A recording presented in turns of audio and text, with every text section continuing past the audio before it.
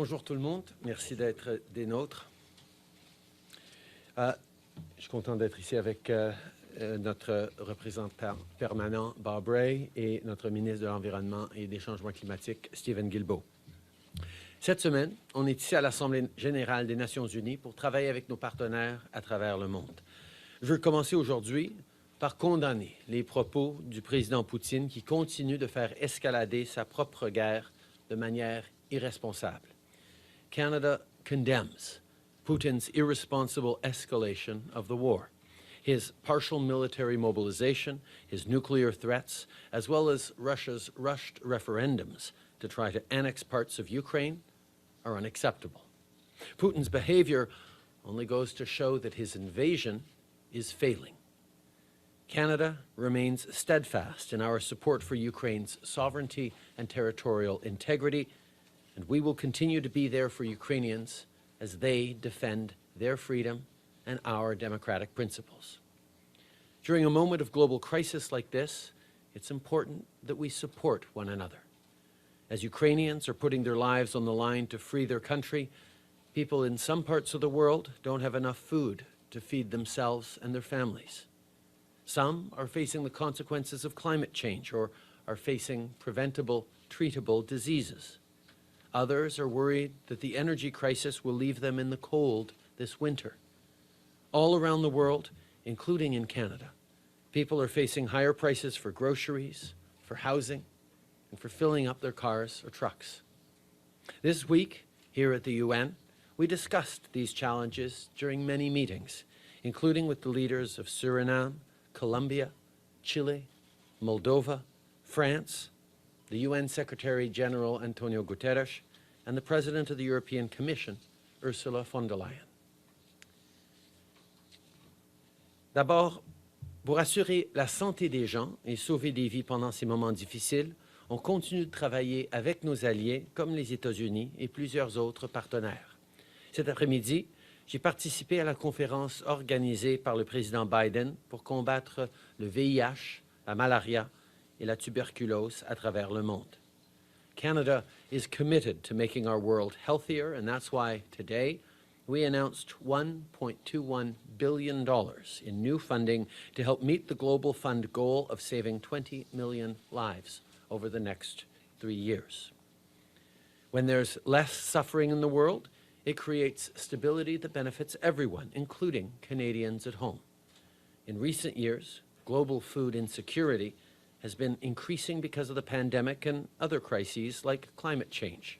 Russia's illegal invasion of Ukraine has been making things much worse. So yesterday I participated in the Global Food Security Summit, where we discussed ways to respond to global hunger while building more resilient food systems. In June, Canada announced an investment of $250 million in humanitarian assistance to help address the global food security crisis. This includes $3 million for the Food and Agriculture Organization, $35 million for UNICEF, and $151 million for the World Food Programme. It also includes funding for many Canadian NGOs, Action contre la faim, Alliance for International Medical Action, CARE Canada, Canadian Food Grains Bank, Save the Children Canada, and World Vision Canada. On est là pour faire face à l'insécurité alimentaire et on est aussi là pour soutenir les pays qui confrontent d'autres défis. Cette semaine, le Canada a organisé une rencontre avec des partenaires de la région des Caraïbes. On a parlé de ce qu'on fait pour soutenir le développement durable et la stabilité d'Haïti. Pendant la rencontre, j'ai annoncé une contribution de 20 millions de dollars par le biais d'un programme de l'ONU pour aider Haïti à se reconstruire suite à son plus récent tremblement de terre. Et on va continuer de travailler avec nos partenaires pour lutter contre la pauvreté et la faim en Haïti et partout dans le monde. Of course, while we do all of this, we're also continuing our work to fight climate change and protect the environment. This morning, I co-chaired the Financing Ocean Solutions panel with Prime Minister Støre of Norway. The goal was to bring together partners from around the world on protecting our oceans and addressing the biodiversity crisis. As Canada welcomes the world to Montreal for the Nature COP in December, we'll continue driving ambition, not just at home, but globally, too. With COP27 and COP15 coming up, we must have a united voice to deliver the results our world needs and our citizens are counting on. While I was here in New York at the UN, I continued to underline Canada's commitment to sustainable development goals at home and abroad. We must all take action to advance progress on the SDGs, government, private sector, and citizens. Canada plays a leading role to make our world a better place during this time of crisis, on keeping people healthy, on food security, on fighting climate change and protecting our oceans, on fighting harmful content online, on supporting Ukraine and defending democracy, en travaillant ensemble et en donnant la place à des voix diversifiées autour de la table des décisions, on continue de bâtir un avenir plus juste pour tout le monde. Merci beaucoup. OK, merci tout le monde. Nous avons maintenant 20 minutes pour des questions. We have 20 minutes for questions, starting with Radio-Canada. Bonjour, M. Trudeau, Madeleine Blais-Morin. Je me demandais comment vous réagissez à la demande du président ukrainien qui dit que la Russie doit être punie, que son droit de veto doit être retiré. Est-ce que vous pensez que c'est une idée qui est appropriée et que c'est faisable? On est dans une situation où un des pays fondateurs de l'ONU sur le Conseil de sécurité permanent est en train de violer les principes les plus profonds et fondamentaux de la charte de l'ONU elle-même.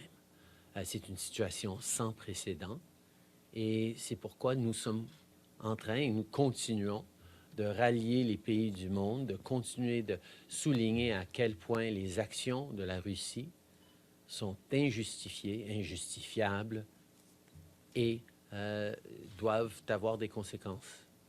C'est pour ça qu'on appuie l'idée d'enquête, de suivi, de reddition de comptes contre Poutine pour ses crimes de guerre, pour son invasion injustifiée, pour le tort qu'il est en train de faire à des millions de gens, pas seulement en Ukraine, mais à travers le monde qui souffrent de prix d'énergie, d'une crise énergétique, mais aussi d'une crise alimentaire, entre autres. Okay. We are facing an unprecedented situation where one of the founding members of the United Nations, member of the Permanent Security Council, is violating the most basic tenets of what the UN stands for. This is why Canada continues to stand strongly in support of Ukraine, to hold Putin to account, and to ensure that countries around the world understand that this attack on the sovereignty, on the territorial integrity, on the well-being of an independent country like Ukraine is absolutely unacceptable, why we continue to ensure that we do everything necessary to make sure Putin and his cronies are held to account for their horrific actions, the illegal invasion, and the war crimes that they're busy committing. Abigail Beeman, Global News. You mentioned Putin's nuclear threats in your comments. Do you think he's bluffing? Putin has fundamentally miscalculated in a whole bunch of different ways. He massively underestimated, first and foremost, the strength, the resilience, the courage of Ukrainians when it comes to defending their homeland, defending their rights to choose their own future. He also massively miscalculated when he thought democracies around the world would not stand up to defend the very core principles that underlie our democracies. Freedom to choose one's own future, territorial integrity, sovereignty. And these are things that are of concern not just to Western democracies, but to countries all around the world who are very aware of the fact that we cannot live in a world where might makes right. Putin was wrong, and he is right now failing and flailing in his response to this situation.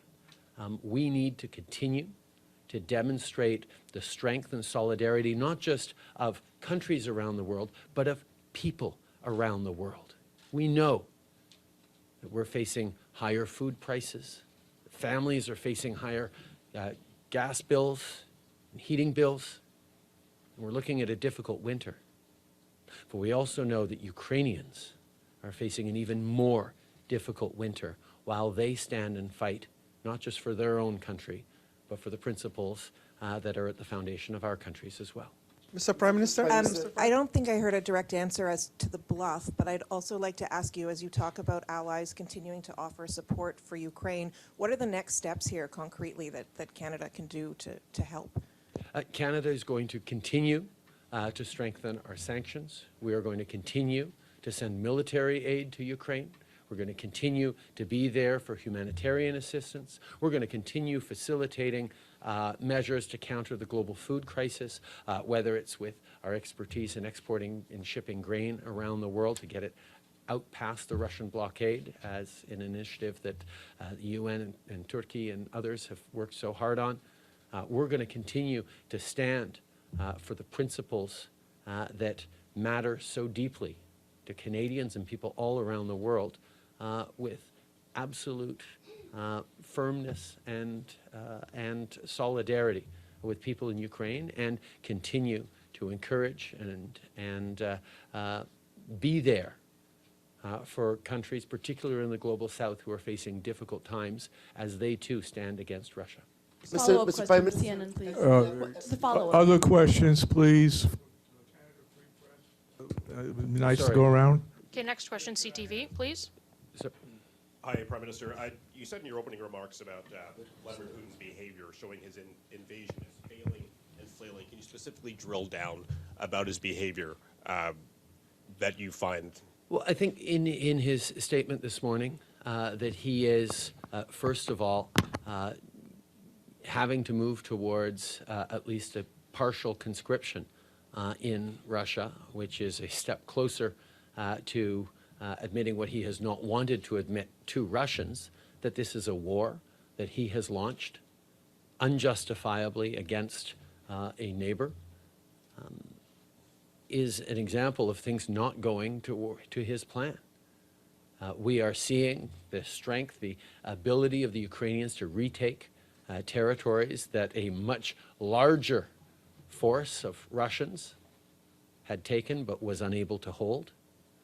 These are not things that are going Putin's way, which is why he's continuing with a plan to hold completely illegal and illegitimate referendums in the Donbass, to further try to justify what is unjustifiable, and why he continues to make absolutely unacceptable nuclear threats or musings that we need to take seriously, but we also need to stand very firmly against. Mr. Prime Minister, Mr. Prime military Minister, Je pense que aid being c'est given. très clair que ce soit au niveau de la conscription partielle qu'il est en train d'amener en Russie, quand il ne voulait pas admettre qu'on est dans une situation qu'il a lancé une guerre contre l'Ukraine, que ce soit au niveau des référendums complètement farfelus et illégitimes qu'il compte tenir dans les territoires occupés du Donbass pour légitimiser ses actions illégitimes, ou que ce soit par ces menaces carrément irresponsables par rapport à des interventions ou des actions nucléaires potentielles. On voit qu'il a perdu le contrôle de la situation. Mr. Prime Minister, NTV Lebanon. President Biden declared the pandemic over. Is he wrong? In Canada, our focus has been every step of the way on listening to science, on responding to the facts on the ground.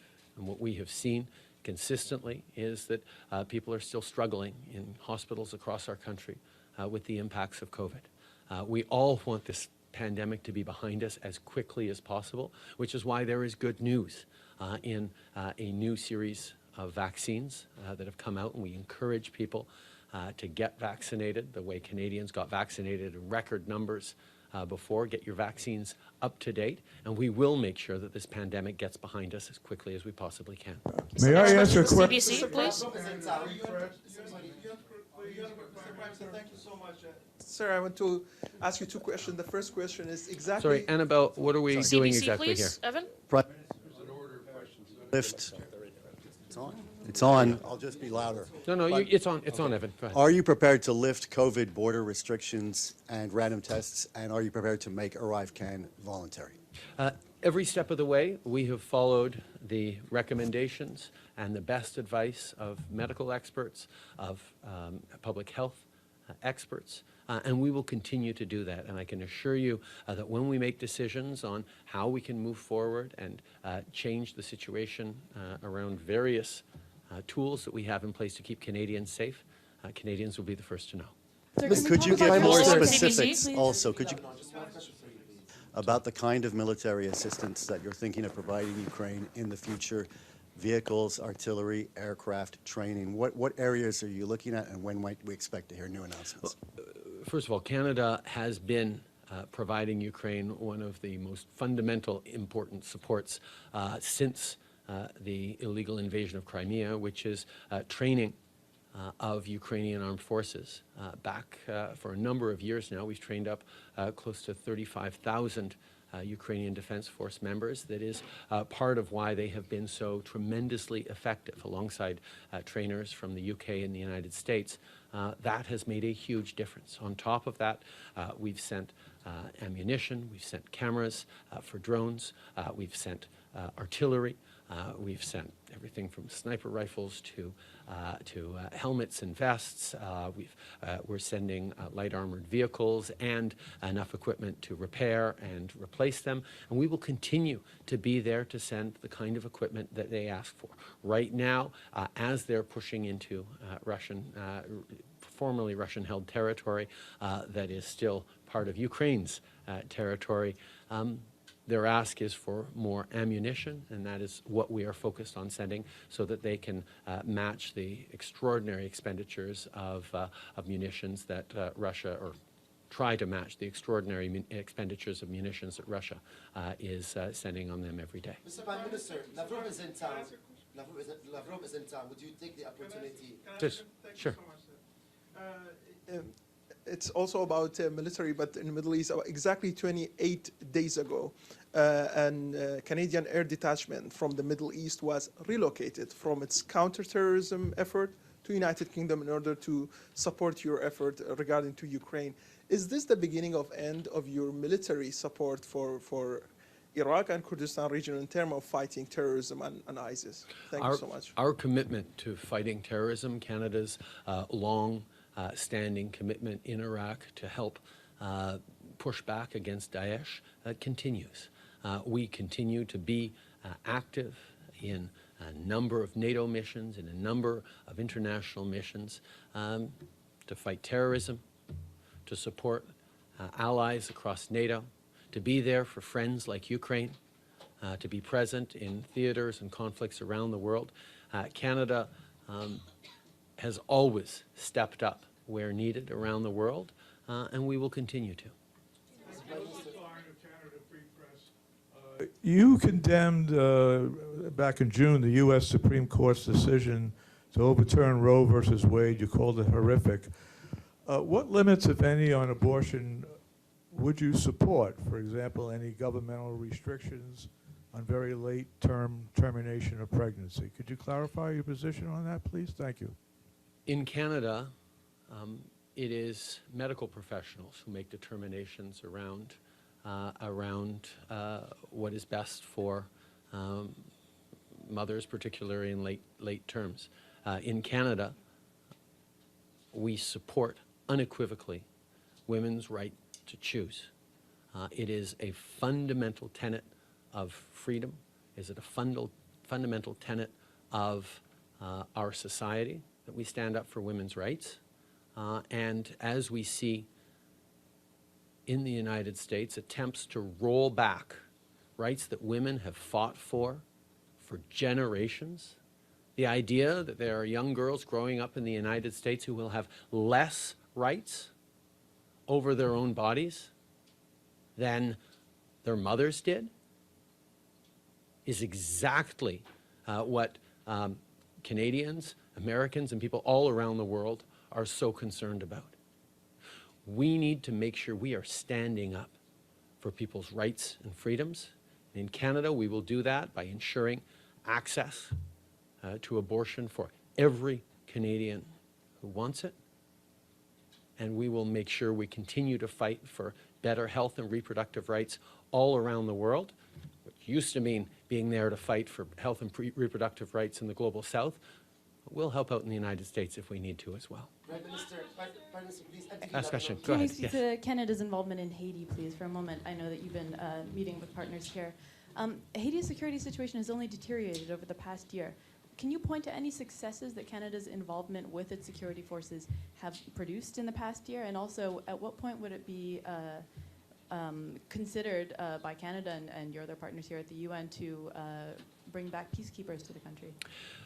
Over the past many years, Canada has been involved in Haiti by training police forces, by being there as part of UN missions, by being there with significant humanitarian aid, significant capacity building and institution building. We will continue to look for ways to help out in Haiti as is necessary. But one of the things that is increasingly clear is that Haitians themselves need to be at the center of building stability and a long-term future for Haiti. We cannot continue to see external elements, no matter how well-meaning, try to determine the future of Haiti. That is why the conversation we had this morning, amongst other things, talked about how we ensure that there is accountability, including for the elites and oligarchs who contribute to the instability in Haiti that we're seeing right now, how we ensure that we're there to strengthen the civil society institutions and the police institutions that are necessary. But after many, many years and even decades of the international community trying to fix Haiti for Haitians, we need to make sure that Haiti itself is driving the lasting change that we need to see in that once beautiful country that will be beautiful again. En français. Ça fait des années, même des décennies, que le Canada et la communauté internationale intervient de différentes façons en Haïti. Le Canada était là pour former et accompagner les policiers. On était là avec des missions humanitaires de l'ONU et d'autres. On était là pour reconstruire des institutions et aider comme bien d'autres pays l'ont fait. La réalité que la seule piste pour Haïti, c'est de voir les Haïtiens eux-mêmes décider de bâtir un avenir plus fort pour tous les Haïtiens. Et sur cela, je souligne le rôle que les élites haïtiennes qui continuent d'activement déstabiliser la population et la situation en Haïti doivent jouer pour participer eux-mêmes à créer une stabilité, un consensus politique qui va bâtir un avenir plus fort pour la perle des Antilles. Merci beaucoup tout le monde. Thank you very much, everyone. Have a good day.